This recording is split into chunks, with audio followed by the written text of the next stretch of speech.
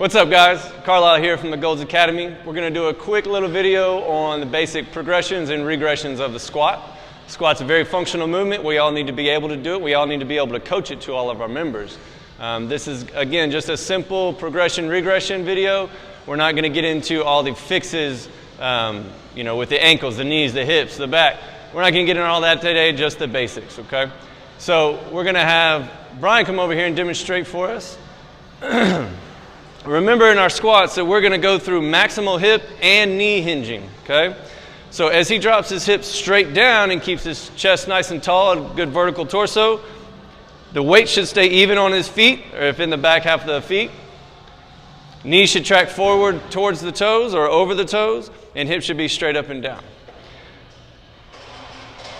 The things that you're going to see that go wrong with the squat, and we're going to go ahead and start from the feet and work our way up, you're going to see a lot of heel lifting. So if people have really tight ankles, bad mobility there, you're going to see that ankle raise up off the ground. We need to keep them very stable and safe on the ground. So you can simply tell your clients and athletes, Brian, I need you to keep your foot planted, stop your range of motion before your heels want to come up. Obviously, that's going to limit our range of motion, but that's safer for today and his mobility at where it is right now. Next thing is going to be knees. We want them tracking forward in line with the toes, but you will see some people go into a very caved in valgus knee, and you'll also see varus or varus coming outside of the feet.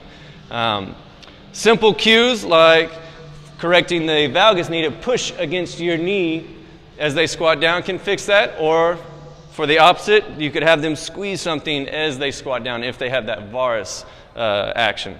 Last is going to be the hips. Got a lot of tight hips in society, so you're going to see a lot of bowing when we squat. This looks a lot like our hinge, and if we're loaded later with weight and we squat like this, we're going to put a lot of stress on our back, okay? So a couple easy things we can do to teach people how to keep their chest up. We can deload them with rings. This is going to help take a lot of that extra stress off from the hips, the knees, even into the mid-back. So as he squats down, he's going to put as minimal amount of pressure into his hands as possible, okay? It's also going to help himself stand back up. Again, that deload, but he's able to keep that nice vertical torso at this point. So we can move on to bands possibly here. The only difference with a band is the load will change as he gets deeper into the squat. There'll be more resistance on the band. So he'll need to have some kind of stability in his squat. So this would be a little bit more advanced, not very much. But again, keeping that good vertical chest, band is helping him. He can pull on that band as much as he needs to keep that squat nice and safe and vertical torso. So everything's looking good up to this point. The air squat's looking good. The deloaded squats are looking good. Now we can start to add some resistance. So we're going to start with our goblet kettlebell squat. So his hands are cupped, holding the kettlebell. His elbows are tucked in. They will track inside the thighs. That'll keep us nice and centered. The weight will be close to the chest. That way it won't fall forward.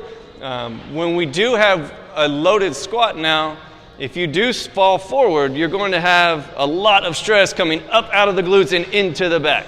Okay, very dangerous situation. We don't want to have our clients squatting like this. As soon as you see one rep, you need to stop them, instruct them to drop the weight. If they're struggling through it, it's best to just dump the weight. Okay? To advance, make it a little bit harder, we can grab 2 dumbbells. So now we have separate pieces to stabilize, so it makes it a little tougher. Again, elbows nice and high. The back of the dumbbell will touch the shoulders. Same mechanics apply. Good vertical torso, hips drop straight down. Once we've used our 106-pound kettlebell or our dual 80-pound dumbbells and it's time to progress even more, now we'll move on to the barbell. So we're going to go ahead and start with the front squat. That still keeps our path very similar to a goblet squat. We want to keep that vertical torso, right? So the front squat is going to be where we start. Good full grasp with the hands, elbows nice and high, should be resting on the front of the shoulders, and his squat mechanics stay the same again. Elbows, very important here. If we lack the mobility through our forearms, elbows, lats, the elbows will drop and you will dump. Not a good situation again. So if you don't have that mobility, we're going to cross over You don't have as much control on the bar, but it can still perform that squat nice and safe. It's easier to keep your elbows up. Last is going to be the back squat. Make sure we rest it in a nice meaty portion of the traps. Make sure it's comfortable, and elbows should stay pointed down towards the ground throughout the movement. Mechanics stay the same. You will hinge slightly more in the hips just because it is backloaded now. That's totally acceptable.